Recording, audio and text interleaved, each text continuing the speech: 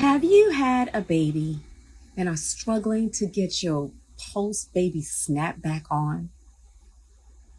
Are you struggling to prepare your body to have a baby? Don't worry, you're not alone.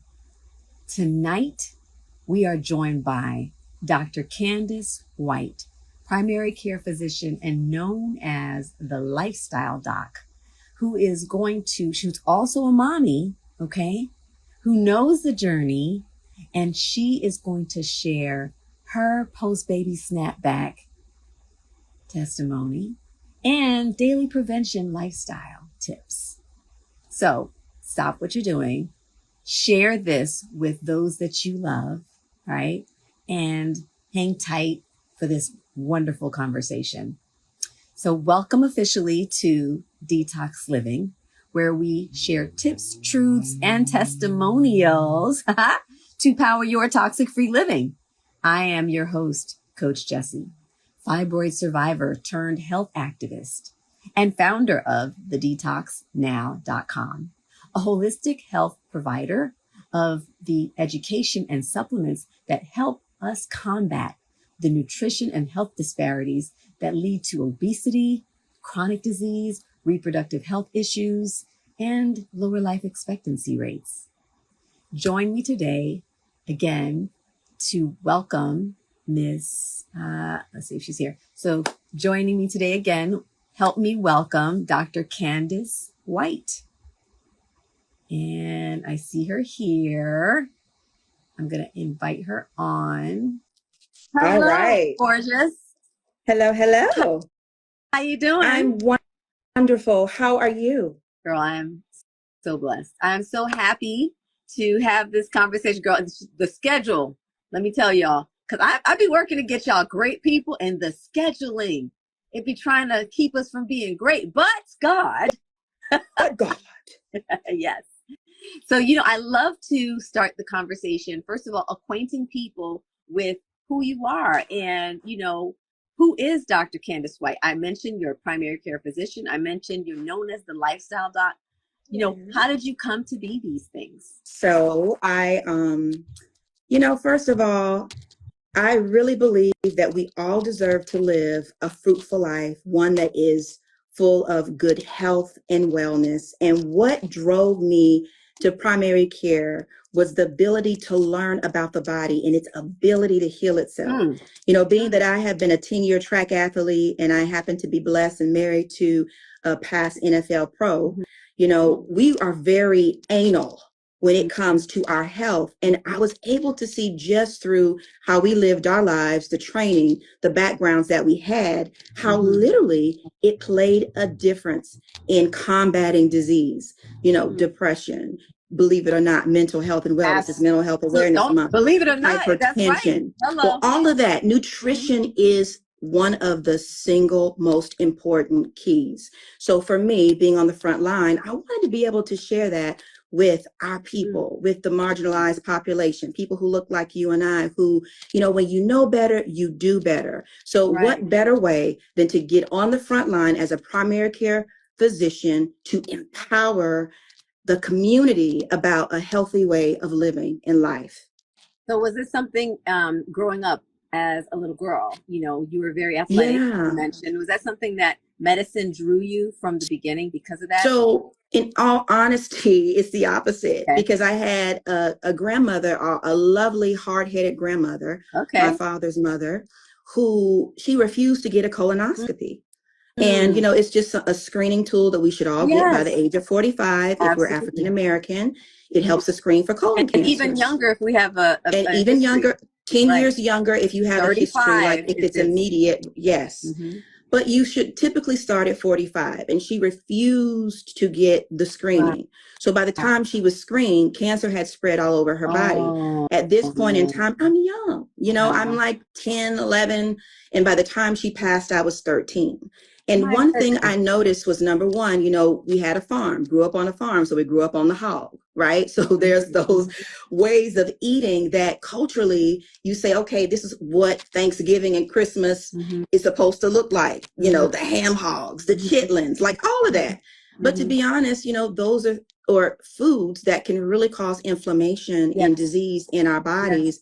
And so I picked up on certain behaviors back then in regards to the lifestyle, and then also just about the lack of knowledge. You know, just because you grew up a particular way does not mean that you can't learn healthier habits. And so when I was in that setting, when she was dying from colon cancer, and then just kind of seeing the lack of empathy and compassion by the physicians that were treating her, you know, oh, she has, you know, let's say a month to live, you know, it's more so of like, well, how could I do this in a way to where I'm able to show compassion, support people in the most challenging time of their lives, and also help to try to reverse or to prevent some of this disease onset. Girl, you know, basically you need to be teaching all the doctors out there these things, because, you know, when you talk about, first of all, I love that you turned your experience and said, you know what, I'm about to shift this because we're going to create a new legacy, right? Yes. That's what you said. It's time for a new legacy.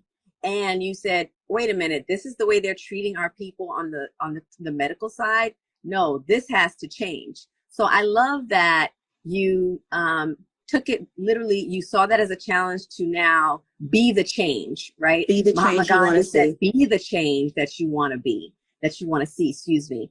And that's really, I always say to people, listen, there are a lot of changes that need to happen, but we have to be the first cavalry, right? We have to be, the way I like to say it is, we have to stop being the accomplice in the story of our disease and start being the hero in the story of our healing. Absolutely.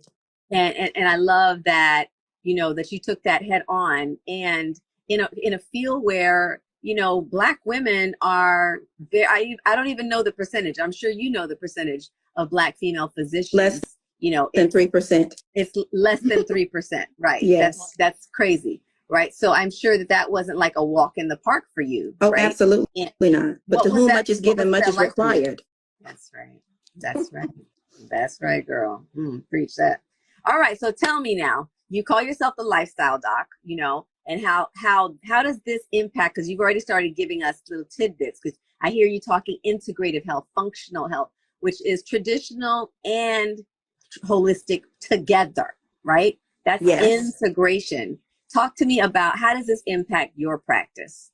So again, you know, when I chose to practice here in Georgia, I was offered places like to go, you know, initially to like a Buckhead, or, you know, more affluent areas. But I said, no, I want to go where there's the greatest need. So I also have a master's in public health, and I studied health disparities. And I've seen how the marginalized populations have suffered, how there is just that huge health disparity. So when I was offered certain areas to practice, I chose a place where not only could I see the professionals, but I could serve the underserved. So that was number one. I wanted to be in a place I could have the greatest impact. And in that space, you know, I tell my patients, you know, I'm here as a partner to partner with your healthcare. And I'm here so that we can learn, and you can learn if you don't already know certain things about how we can prevent disease. If you have hypertension, I'm going to work with you so that we don't have to start you on medication as the first line, right? But that we can create a healthcare plan that if you adhere to it, you should get results. That's right. Now, what I will say is some people want it easy. And so that's unfortunately where medication, I'm not saying that I don't prescribe, because I do. I have a lot of patients on medications, but I have a lot that are not. That's right. A lot that are not. And it takes a partnership in order for partnership. And it takes work and it takes discipline. But if you want to feel good, you want to live good, you don't want to have all these joint pains, you don't want to have to be on all these medications, then I think that they say, you know what, I take my health seriously, and they dive deep into the nutrition, and I'm right there with them along that journey. I love that. You know, what is the exact statistics? I think it is that 95% of the conditions that we deal with or higher are actually genetically born, and less than 5% is actually, the other way. 95, less than 5% of the diseases that we deal with are genetically born, and actually more than 95% are social determinants. They are lifestyle determinants, right? So we're talking about, you know, we're talking about lifestyle choices that include everything from diet, right? And then, you know, nutritional impacts such as food security in your neighborhoods, access to care, right? Education, those things that when you talk about serving those who are in marginalized communities, that's where you help to shake up and disrupt those social determinants, right? Correct. So I love that. I love that you made that's with intention that you're doing it.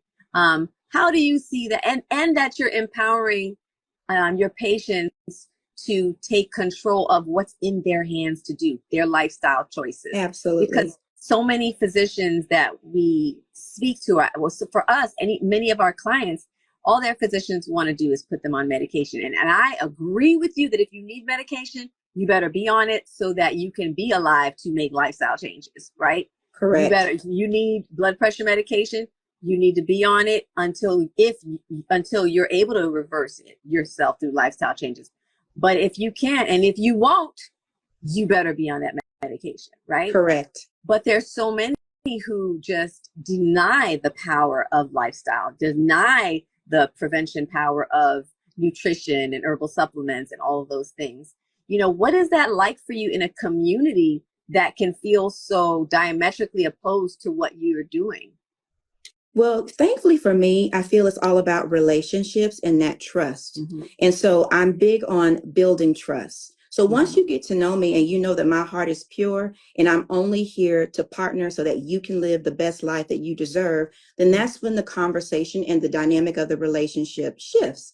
So when I tell you that if we can just decrease your salt intake to less than 1,500 milligrams per day, how that can have a significant impact on helping to lower your blood pressure, or that if we can incorporate garlic, which is vasodilatory. Kidney health as well. Kidney health. Kidney health. Mm-hmm. But if we can incorporate garlic, right, mm-hmm. and beets, which are vasodilators, right, mm-hmm. how that can help to lower your blood pressure. If we can get you to lose weight, right, a certain percentage of your weight and to walk consistently 30 minutes, 5 days a week for 150 minutes a week, we can check a box to heart health, and this also can help to lower your blood pressure. So once you start having these conversations and they start implementing some of these things and they start to see results, they're like, oh, wait a minute. So you mean to tell me I came in here, blood pressure was 180 over 100, started me on 2 medications, not 1, because at this point you're stage 2, post-hypertensive crisis. Absolutely. And now that I'm incorporating lifestyle modifications, now we're down to 1 medication. Now that I'm losing weight, I'm beginning to lose millimeters of mercury, which equates to your blood pressure readings. And now you're like, oh my goodness, I can't believe that with me just reading my labels and cutting out all of those chips that I was eating every day and not moving. Processed foods, sodas. Yes. I am now being weaned slowly off of medication, and it's holding. My headaches are now gone. I'm feeling better, right? And so I feel like some of it just requires you outlining a plan, but setting small goals that are attainable so that you don't overwhelm individuals with all this data. You work with them on their pacing. You work with them according to their pace. But in a community, do you find many people like yourself in the community of physicians? Well, I'm a little different anyway, right? Because I chose to go into, you're a lot different. I'm a little different. I chose to go into osteopathic medicine and not allopathic. People don't understand that there's a difference between a DO and an MD. We all can do the same things. We're all board certified, but the difference is the approach. I take more of a holistic approach to medicine. It's a comprehensive mind, body, and spirit. I can't treat one piece of you and not treat all aspects of your health. So even in my philosophy on how I approach health, it is different. I'm more proactive than reactive. So I'm going to start screening for stuff and doing stuff to kind of figure out, okay, let's figure out some of these signs and cues about what's going on in your body. And then we always get back to the nutrition, because when we talk about, some of our eating behaviors and health and all that kind of stuff, they say, wow, I didn't realize that, when I was eating that Chick-fil-A spicy sandwich with the pepper jack cheese, the whole meal, that it was over about 2,500 calories, right? And the sodium, but the sodium alone is it's really high. So it's just kind of creating a plan and going step by step to partner. But when people learn about who I am, they'll spread the word. And I will say there are also some other doctors that are phenomenal who believe also in the will of the, nutrition and lifestyle medicine.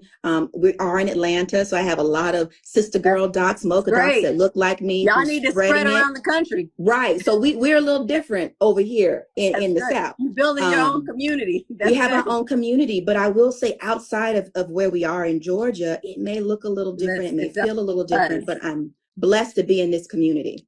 Now you're also a mommy, right? A mommy of two. Yes. And that's how we connected, because after having your second baby, you were like, it's a little something going on here. Well, actually, we connected because April, my bestie, who was struggling with fibroids. That's right. She kept talking about you all, and I would see you often on the Breakfast Club. So I always was like already aware. But I'm very protective of the people I love. So when she was saying that she was gonna do this, and I was like, I need to investigate, right? Good. Because I'm just protective. That's right. You were looking out for your girl. I was looking out for my girl.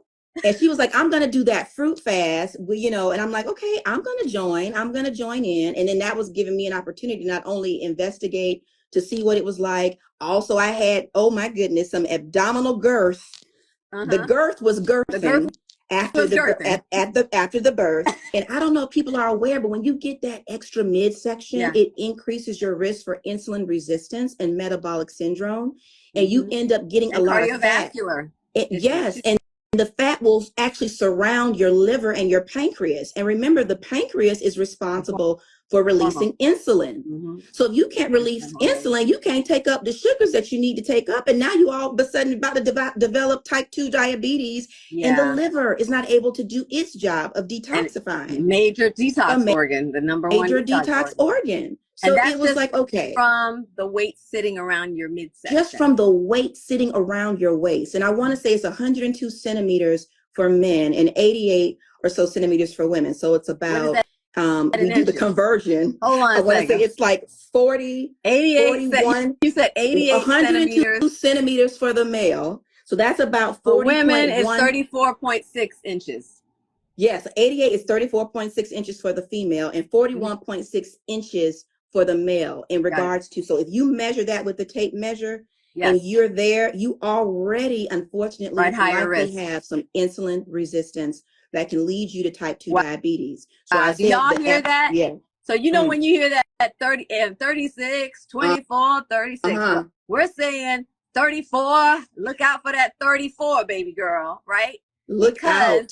The circumference of your waist, it automatically now puts you at higher risk if you are above that. It doesn't matter if you're a small person, tall person. Correct. Like does that fluctuate, or is it still scientifically really scientifically that those are the numbers? Okay. So if you so that 34.6, y'all. We want to make sure that number is something that, of course, we want to be optimized for our health. So, I mean, my waist is probably like 28 or something like that.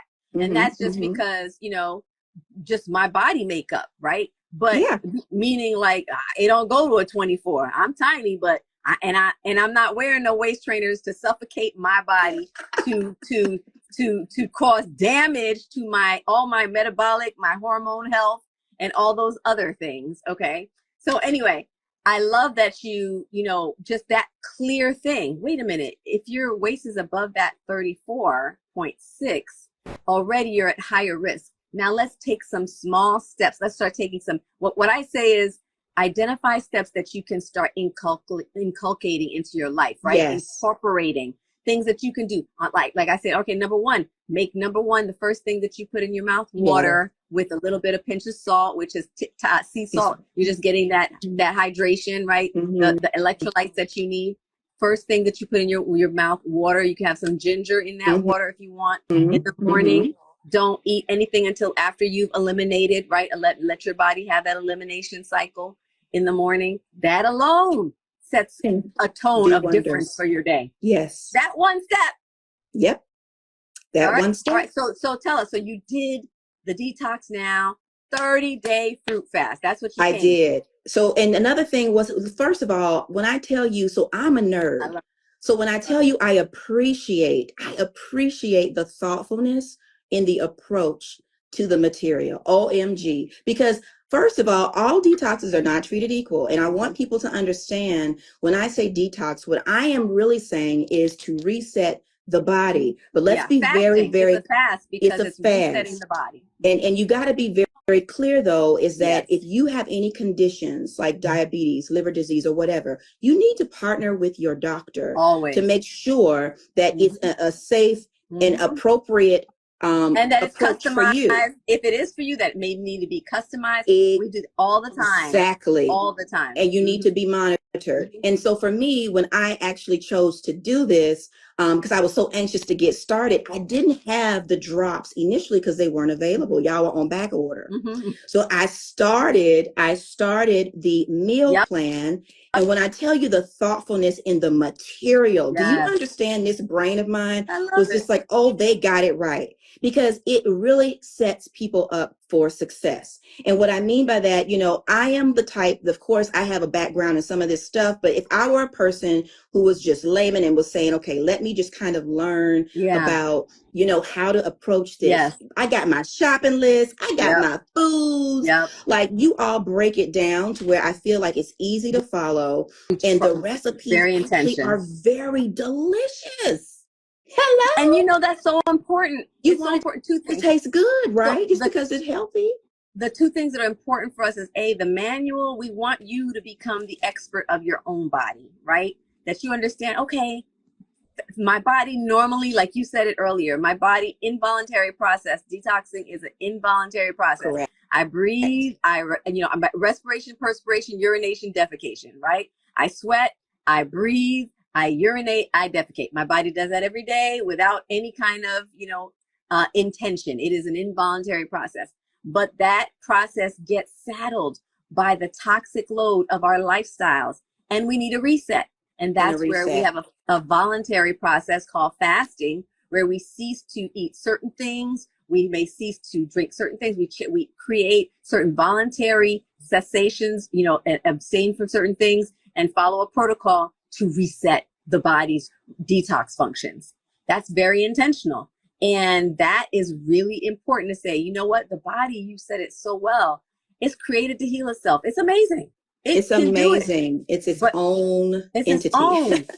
But when those clogs, I like to say that the body is like a house and that the pipes in it is the detox system of our bodies, right? The piping, because that's how waste is eliminated in and out, right? But the pipes get clogged up when you try to put junk down the pipes. And if you let stuff run in, what happens? It gets backed up. It gets backed up. And your body is, we have to listen to what our body's saying because, just even like your energy, feeling fatigue, like if your skin starts to break out, right? Like all of a sudden you're getting constipated, right? You can't have a good bowel movement without feeling constipated, bloating, irritation. Those are all signs that there's inflammation in your body, that your body is out of balance. And it's likely something dietary or that you're putting in it that has caused the issue. So for me, it was about that time. It was like, okay, I'm feeling full. I'm not feeling like my full energetic self. I have been, even gotten away from that clean eating. And I just needed to reset to get back to where I was prior to, giving birth. And so the other thing is giving birth is such a crisis in the body that also puts a lot for you to have to reset from, right? Yes. And shout out, it's the month of May is Mental Health Awareness Month. And so I'm going to just shine the light on all the moms who have given birth. And for those who have struggled with, it usually starts off as a little bit of postpartum blues, that first 2 days, first few weeks. But then when it goes and exceeds beyond that, a woman could be suffering from postpartum depression. I actually had a bout of postpartum depression. And it's one of those things where thankfully I knew what the signs were, but you may not understand, like if you're all of a sudden, the baby has been here, right? It's going on 3-4 weeks. Yep. You're not wanting to get out of bed. Yeah. You're not wanting to do the things that you normally do. You're sleeping too much, eating too much. You're crying, not feeling totally happy about one of the joyous times of your life. Yeah. Right? Don't ignore that. You are not alone.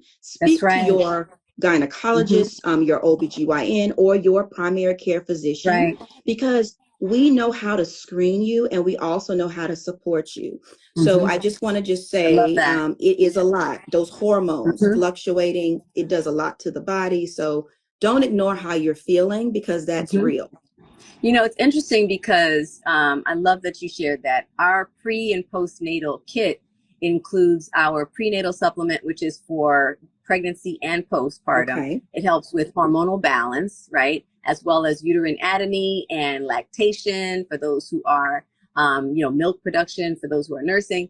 But it also has D3 in it, which is very important because Yes. when you think about the how D3 is strongly connected to mental health. There's been studies connected to depression, Yes, and mental and D3's impact in it, vitamin right? D3. So for people, Vitamin I know you're D3. saying vitamin. Yes, I'm Yes. saying the vitamin D level, Yes. vitamin D Yes. level, Yep. vitamin D deficiency. And then especially as people of color, our melanin blocks the absorption of the sun. So more of us are vitamin D deficient.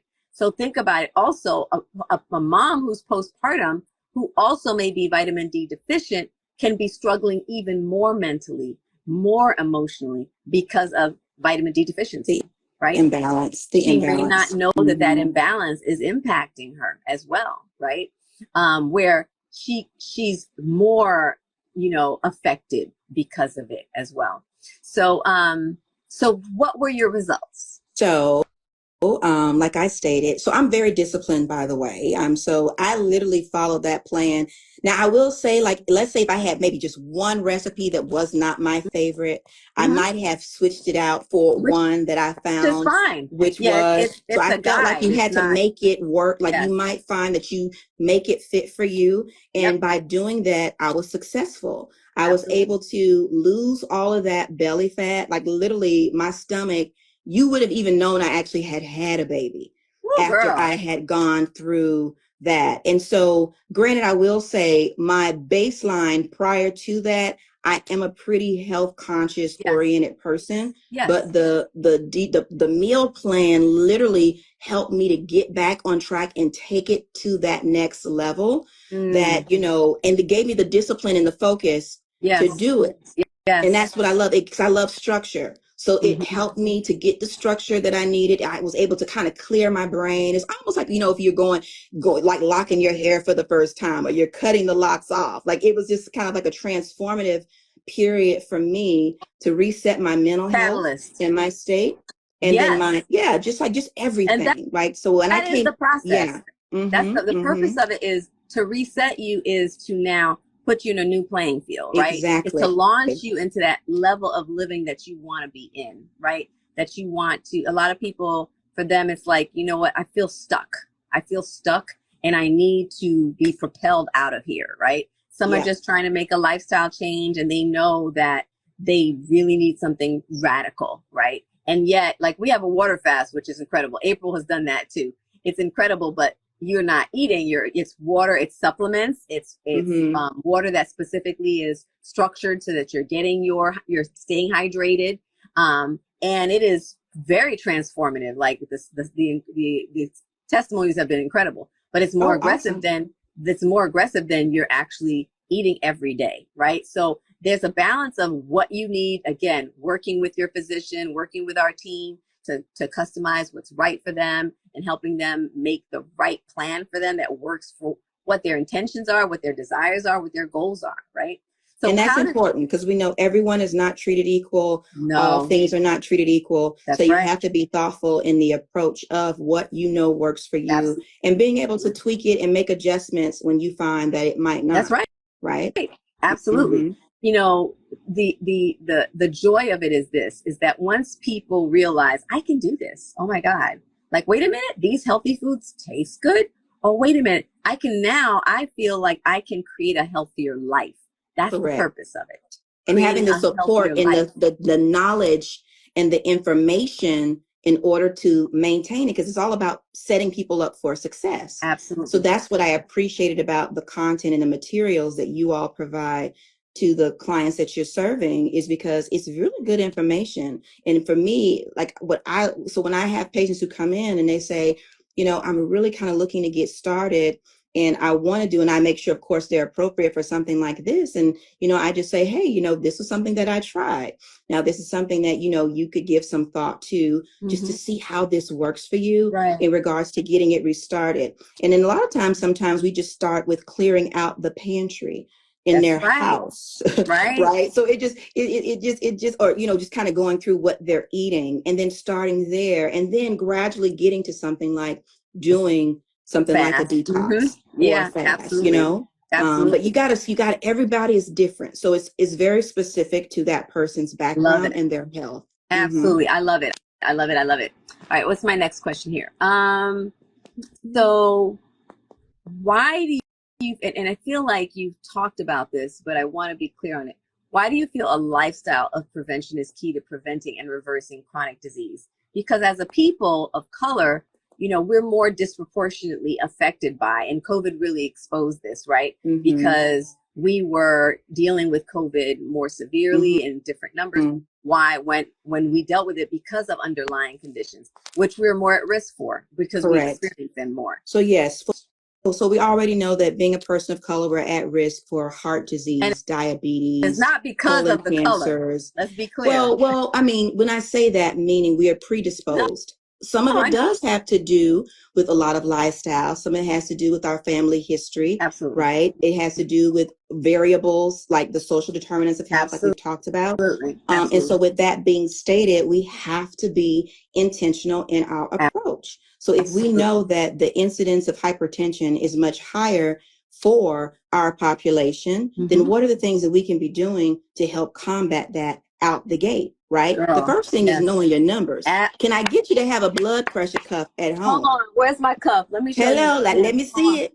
And the best recommended brand, and I'm not paid to say any of this stuff, just FYI people, it's just the science, is the Omron brand or the Welch Allyn brand. That's what I use, Omron. But if you already have one, people can validate BP.org. You can go to validatebp.org to verify if what you have is on that list. Because we just want to make sure when you're, checking it home that it falls in the normal range. Morning and night. Less than 130 over 80 is where we want to be. So just being informed about what your numbers are, right? And then if your numbers are elevated, then starting to track what could be affecting that. Remember, stress can kill. Whenever we are stressed, it that's activates not just a statement. Our fight or flight.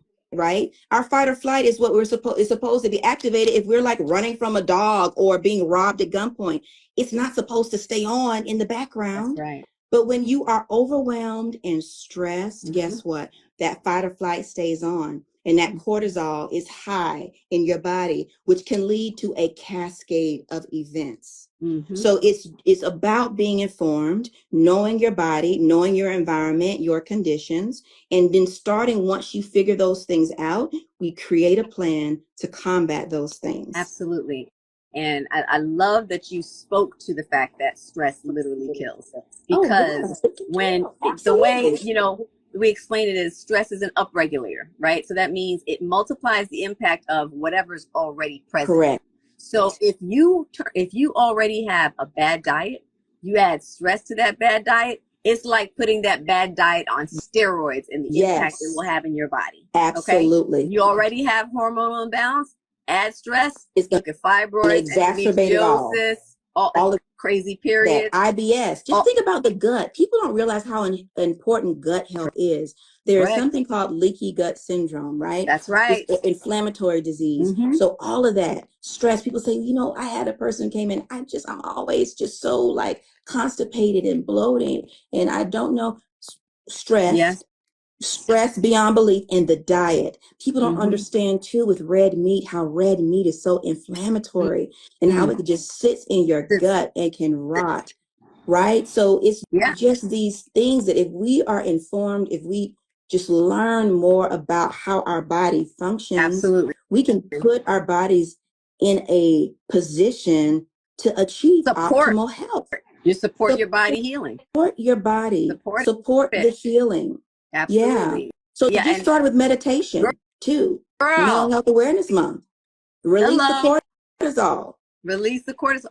And you know, the other thing with cortisol is people don't realize that operating from a busyness lifestyle all the time is keeping your cortisol high. Yes. It's not just, people sometimes think stress is dealing with tragedy. It's not always. Stress is, there's good stress and there's bad stress, meaning it's like, oh, you're on the go because you're killing it. You're speaking in platforms everywhere. You're doing all of this important work.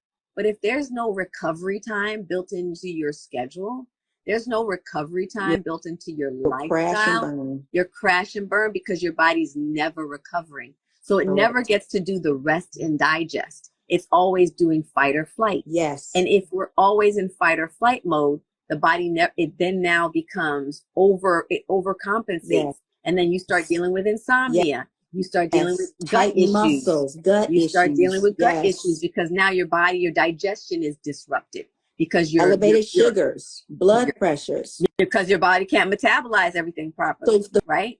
The 4-7-8 breathing technique is something so easy for people to do. There is science behind it. You literally, you breathe in for 4, hold for 7, and release for 8.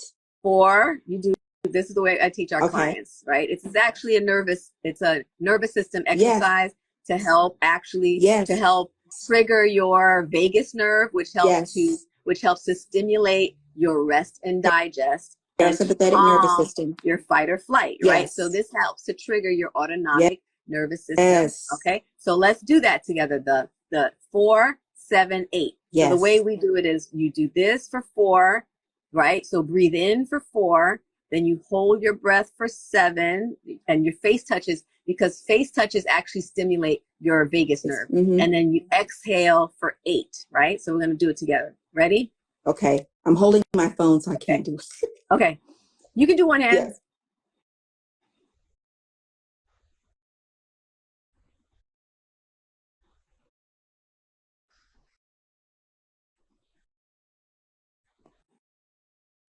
Now, if you do that 3 times, do you understand? Because 3 times equals about 30 seconds. You're doing it for 30 seconds.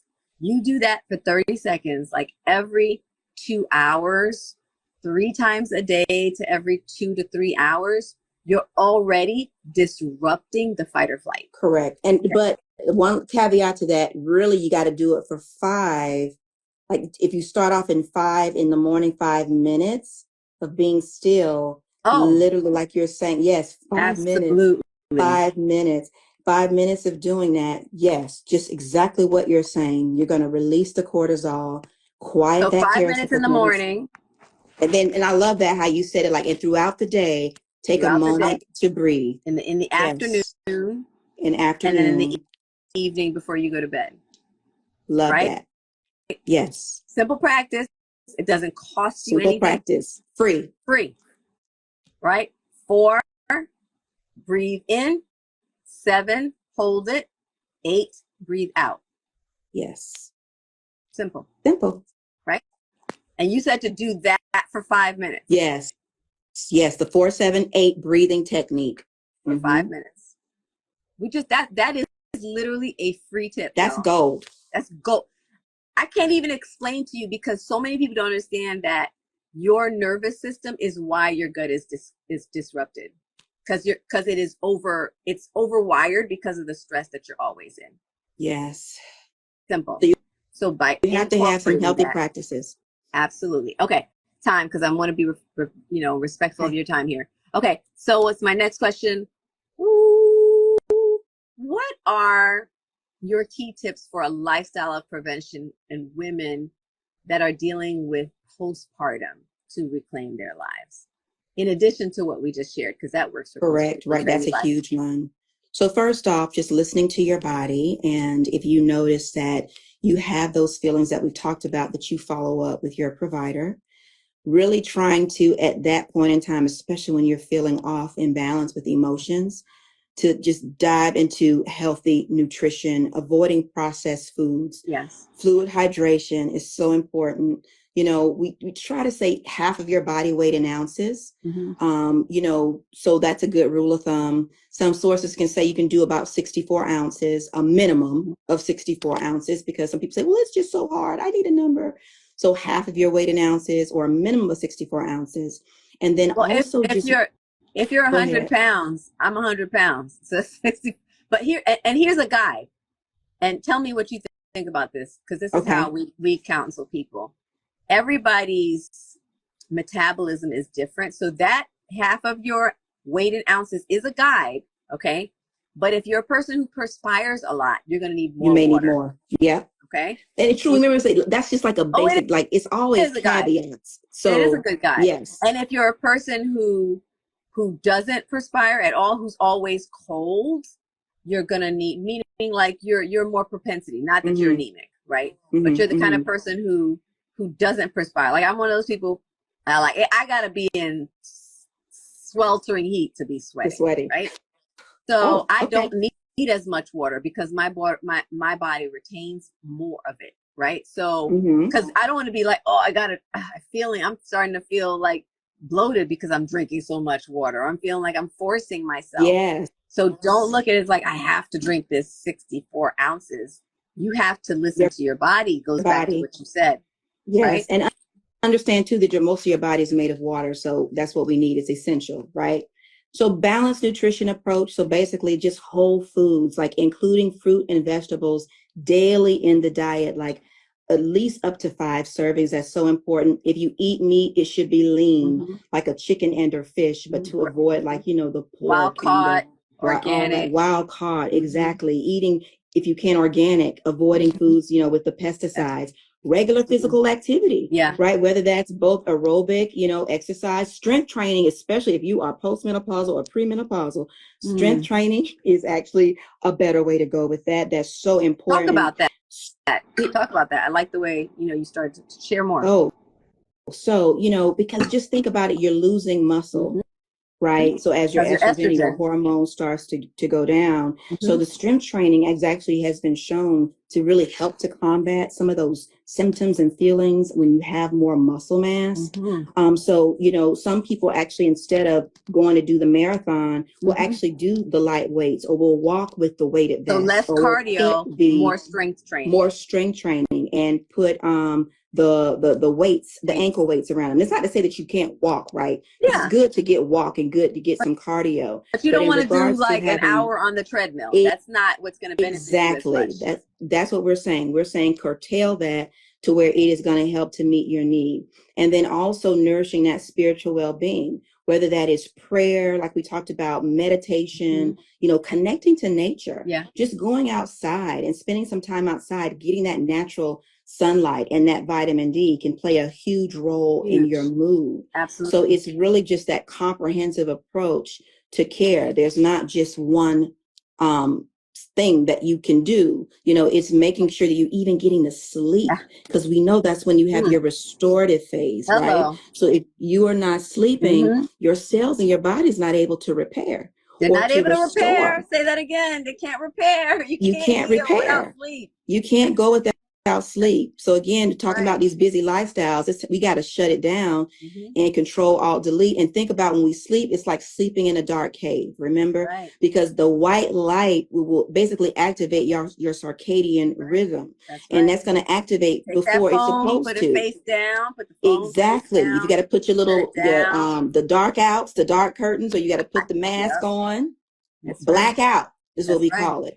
Because your body needs it. Don't have the TV on. Don't have my TV sleepers. Well, I put the timer on, but the light is steadily like flashing in their eyes, and they're like, "But I woke up at 3 a.m." Well, it's because the sleep hygiene is off. That's right. You have to have a sleep plan. I love.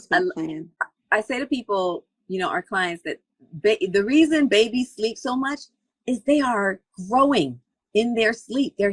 Their bodies are regenerating and creating. And why do you think if we don't sleep, we're losing all of that we're supposed to be doing when we sleep? The repair and the growing, right? Meaning growing new tissue, the regeneration, all the stuff that our body's supposed to do. And when we think about how we prioritize things. Like I say, okay, listen, you have to decide in order, all these things you want to achieve in life, you got to be here. Yes. If your health is your number one wealth. If you, who's going to spend the money when you're not around? Somebody. It won't be you if you don't take care of your health. Right? Correct. Simple. Simple. All right. So as a mom now, right? And what was your, because we just came out of Black Maternal Health Week, right? In April, and meaning like focusing on that. And I'm curious, as a mom who is a Black female doctor and seeing everything that's happened in, maternal health, what was your maternal health journey like in your postpartum journey? Just curious. So we know the statistic, right? We're 3 times more likely to die from a pregnancy-related complication than our white counterparts. In New York, it's up to 12 times. And so in these statistics, I knew how real they were. So I literally, when I was pregnant at the height of the pandemic, I began to journal about it. I actually did my advance directive. I had my living will. Wow. Because to be honest with you, I mean, and I'm advanced maternal age. Let's go there. Like, I'm over the age of 35, having my first child, and I'm reading how a lot of times we do not survive childbirth. Yeah. So, and I'm working on the front line with exposures to COVID at the beginning of the pandemic, because no one knows at this point in time that what you need to do. Wow. But thankfully for me, if people came in with like cold-like symptoms, I would always wear my mask. But there were those people who were carriers. They were asymptomatic, and we didn't know that they had it. And it led to 3 exposures that I did not know about unknowingly at the time. Wow. So I literally began to journal, and then it led to me writing my first book, which was Born into a Pandemic, A Mother's Precious Gift. Wow. And that book literally was just to highlight that time, to give hope and support to moms who are also delivering during the pandemic, who are having babies, and to give them some guidance, some scripture, to let them know that they weren't alone. Yeah. And that was a way that I was able to kind of really channel those fears into my faith. Wow, that's powerful. Yeah. Yeah. And it's crazy, because what I say to, when I say to our clients and just in, audiences when I'm speaking, is that we have to own up to the fact that we know that the system is broken, right? Okay. We know it's broken. Yeah. And we need to, that means have conversations with our physicians to advocate. What role can racism play in negative outcomes, right? So this is why I chose Atlanta, right? Because I wanted to be in a place where, I could support a huge marginalized population, where people who have constantly suffered did not have the opportunity to have that doctor that looked like them to advocate for them. And so what I realized just in healthcare, period, is that you need to be able to feel like you can trust that provider that you are actually building that relationship with, that person is going to advocate for you, that when you say, you know what, I don't feel right, they're going to listen, that you feel seen, that you feel heard. When people come to me, that is what it's all about. I'm letting them know, like, your health, what you feel, what you think, it all matters. And I am just here to help enhance some of these things in your life that you feel like are good, but they could be better. And then also to help improve in areas of your life that you may be suffering. But it's about that relationship. And so that is the beauty of that, is that you have to be able to advocate and speak up for yourself. Be prepared and organized when you go to these appointments, right? Like, I had a patient today. She literally just wanted to see me to talk about her experience with a specialist, right? And it was basically to talk about how she had some concerns about what was being recommended. But my patient didn't ask any questions. Wow. And I challenged her and I said, you know what? I said, why do you think that is? I said, I know why it is. Because we've gotten so accustomed to accepting what we've gotten, not realizing that we deserve more. Absolutely. And that we can actually ask. I said, you are the consumer. That's right. You are the person who is coming to see this doctor for expertise. Preach. Therefore, let's go through an exercise of what we're going to say and how you're going to show up empowered and ready to engage in this partnership with these other providers that you're seeing that may or may not look like me. And she just kind of sat there like this. 1,000%. Listen, that's why, again, I say, if you go when you go see a physician, remember there are two experts in the room. You are the expert on yourself. Amen. And the physician is the expert in their field. And you cannot stay with a physician who dismisses your voice and the power of what your expertise is, right? But at the same time, we need to make sure that we have, that's why I always say, even if you feel like you're not ready, you may not have all the questions, have somebody with you on FaceTime or bring somebody with you. Because some people go into that white coat syndrome, right? And they just kind of freeze up and just like they lose their words. Exactly. But having someone to make sure you have advocacy with and support at all times is very important. And if somebody can't be physically in the room with you, you can be on FaceTime with them. That is your right. Because it's your permission. Yes, if you tell me, you give me the permission, I'm totally fine with that. That is your right. That's exactly. Your right. So it's important because otherwise what's going to happen is you're not gonna receive the care that you need, right? And that is a telltale sign. And that's another thing. Because it's like no one's doing anything for you. This is what you come to me for. So you're supposed to get the best care. You're supposed to get the best recommendation. You're supposed to get time to speak about how you feel. And if you're not getting any of those things, if you're putting on a shoe and that shoe is not fitting, don't keep squeezing your foot into a size. Putting your foot in that and you know you a size 8.5. You know you a true 8.5, but you squeeze them into the 6. I need you to stop. It's a bad fit. The doctor's not right for you. It's not a good fit. And it's okay. It's not a good fit. Move on. It's okay. Be unapologetic about that. That's right. It's okay. It's okay. You got to find the right fit. And the person needs to be, number one, needs to respect you and know that you are the customer. You are the consumer and they are serving you. And we are serving you and there to assist you on your healthcare journey. That's it. I love it. See, this is why Dr. Candace White is one of our physician partners. This is why when they ask me, I'm like, look, you need to look. This is her. She's on. Because I've had several, by the way. I meant to tell you this. I've had several, by the way, who actually found me from you. And I was like, now, of course. And they were like, and I'm like, okay. And that's right. Mm-hmm. Because it's a partnership. We have to have physicians who are partnered with us, right? Your tribe has to be a community of health coaches and advocates and physicians, providers. You have to have a team of people who are supporting you in the different parts of your journey and in different ways that you need support. It's comprehensive, right? There's no one way. It's a comprehensive approach. Comprehensive.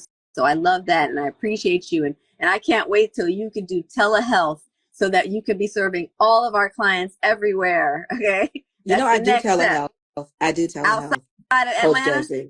Not yet. No, you're right. Not that yet. Do you know how many I have almost 4,000 patients. You want me to take on some more, Coach Gessie? I want you to make a transition to serve a greater number of people in a different way. We're going to work on it. We're going to work on it. All right. Well, thank you. Thank you. And again, I love it when we have nutrition and holistic practices that are science-backed, right? Yeah. She told you herself she's a nerd. She's like, I don't play with that. She's a science junkie, self-proclaimed, right? And it's important to understand that that's the kind of work that we support you with, that we want to make sure that you become equipped to make the right decisions for you, equipped to take the right steps for the transitions and the changes that you want to see in your life. Is there anything that we missed that you want to share? No, Dr. No, just that I'm really hoping the takeaways is that people understand that they have the power to live the life that they deserve. Don't be discouraged if you're on a bunch of medications or if your certain health conditions that you may or may not have are not controlled, but there is room for growth, improvement. You can make certain changes. that actually can lead to you living a healthy life, and you don't have as many medications. I can't guarantee you that you will come off of all of them, but it is possible. Absolutely. It is so possible. So don't give up on that. Try to build a great relationship with your primary care provider that fosters relationships with people like Coach Gessie, and utilize your resources to your advantage. And I just wish the best for all of our viewers. Yes. Great health, wellness, and mind, body, and spirit. You know, I love that you shared that. So I don't know if you know, but I have a genetic chronic disease called polycystic kidney disease. And, you know, it's a dominant genetic kidney disease that up to 75% of people who are on it end up on dialysis, right? That have it. And so more than 6 people in my family on my father's side have died from this condition. And, you know, God really transitioned my path early on. I thought he was changing my lifestyle because of fibroids only, but it turns out it had a benefit. And, you know, because I found out I had fibroids and kidney disease at the same time. They went looking for fibroids and they said, oh my God, you have hundreds and hundreds of cysts all over your kidneys. Did you know you have kidney disease? I was 30 years old. I was like, whoa, no, I didn't know that. I knew there was this disease that was on my father's side of the family, but I had no idea I had it. Right. And so I see a kidney doctor, a nephrologist, you know, on a regular basis. And, you know, and he says to me, it's very interesting that you're not more symptomatic like the people in your family. And I'm saying that, you know, because he's one of those people who believes, well, once you're, you know, like if it's a pattern, it's going to happen no matter what. Right. And I'll say to him, lifestyle changes matter, you know, they matter. Absolutely. Like our prevention kit, I take this is our mass supplement, and this is specifically for chronic inflammation. It plays a huge role in helping my body. I take it all the time. Our hormonal balance, our D3, all these things, because of things that I know, our nutrition plan, I know I can't eat. If you have kidney disease, you should not be eating nuts because of the oxalates, okay, that can form kidney stones and elevate your creatinine. You should not be eating kale. You absolutely should be watching your protein intake, your sodium intake, your phosphorus intake, your potassium intake, okay? Because most physicians are going to tell you, they're not going to tell you to make those modifications until you're in a crisis, right? And I said, I'm not waiting for the doctor to tell me to start watching these things. You're starting now. We're going to be proactive in prevention. We're going to be proactive so that we keep you know, I want to hold on to these kidneys. I don't want to transplant, right? God knows I want to hold on to them as long as I can. And I know that genetically there's a path that they are, you know, on, minus God's transplant that he gives me by virtue of faith, right? But faith requires cooperation with the process of healing that God put in our bodies. So that means stop asking God to heal us as we're stuffing poison down our mouths, right? Say that. Accountability. Okay. That's faith with works, right? Faith without works is dead. Faith with works is I surrender to the process of healing. So, and guess what? My creatinine, my doctor's like, wow, I didn't expect it to go backwards. Like, okay.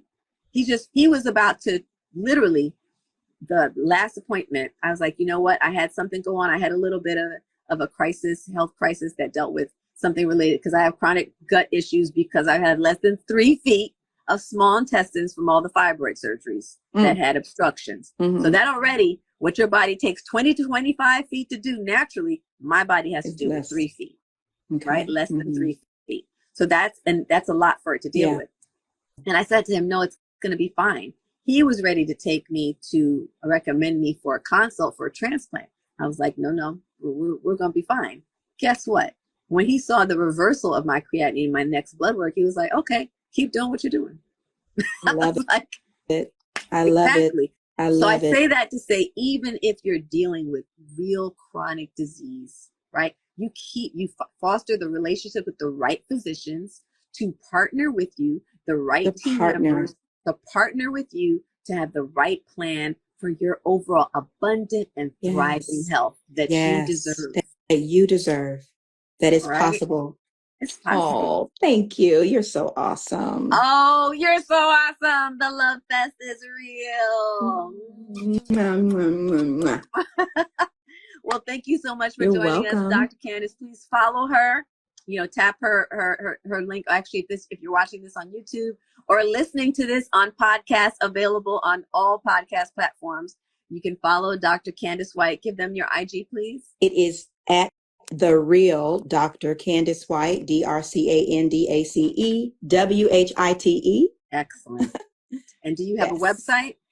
I do. It's actually just drcandacewhite.com. There you go. All right. So thank you so much for joining us. All right. Thank you. Have a great evening. And we love what you are doing to change the way medicine is experienced. I love what you're doing. So the feelings are mutual. Good night. Good night. Bye-bye. So thank you everyone for hanging with us tonight. What a meaningful and amazing conversation. Please, if you are struggling on your postpartum journey, or you are struggling on your journey to prepare for baby, or navigating heavy cycles, heavy periods, fibroids, chronic disease such as hypertension or obesity, please know you are not alone. Take our free quiz at thedetoxnow.com/quiz. Right at thedetoxnow.com, take our free quiz, or book a free consult, so that one of our nutritionists can meet with you and help connect you to the right team to create the right plan for your support, right? Because that's what we're looking to help you to know better, to do better, so you can live better. You deserve vibrant, abundant health. And that's what we're committed to you experiencing. Good night.